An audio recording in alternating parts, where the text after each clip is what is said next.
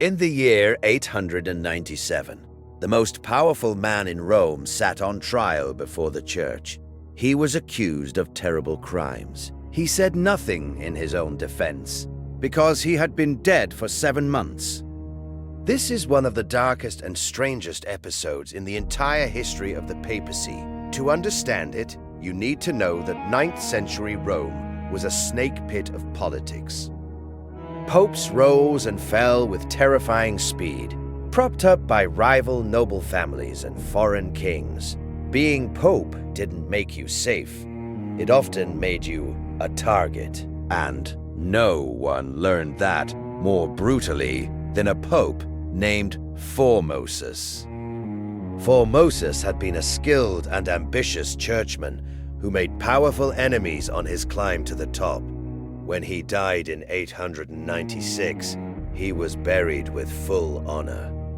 But his rivals hadn't forgotten their grudges. One of them, a man named Stephen, who soon became Pope himself, was determined to erase Formosus's memory entirely. A simple condemnation wasn't enough. Stephen wanted a trial, so he had Formosus dug up. The corpse was pulled from its tomb, dressed once again in the full vestments of a pope, and propped upright on a throne in the Great Hall to face judgment. A young deacon was hidden behind the body, ordered to speak in its voice and answer the charges against it. Pope Stephen himself reportedly screamed accusations at the silent corpse that Formosus had been unworthy, that he had unlawfully seized the throne of St. Peter. The verdict, of course, was guilty. The punishment was savage. Every official act Formosus had made as pope was declared void. The 3 fingers of his right hand, the ones used to give blessings, were hacked away. His body was stripped, dragged through the streets, and thrown into the river Tiber. According to legend, the corpse later washed ashore, and rumors began to spread that it had started performing miracles. But this grotesque spectacle backfired spectacularly. The people of Rome were horrified. Public opinion turned hard against Pope Stephen, and within months, the city erupted in revolt. Stephen was stripped of his own power, thrown into a prison cell, and strangled to death.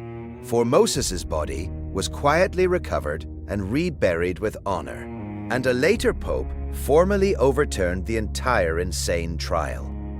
So why does a bizarre medieval horror story actually matter? Because it's a window into a world we can barely imagine. One where politics, religion, and personal vengeance were so tangled that death itself offered no escape. The Cadaver Synod was never really about Formosus at all. It was a display of raw power meant to terrify the living by humiliating the dead. And it reveals just how fragile and violent authority could be in the so-called Age of Faith.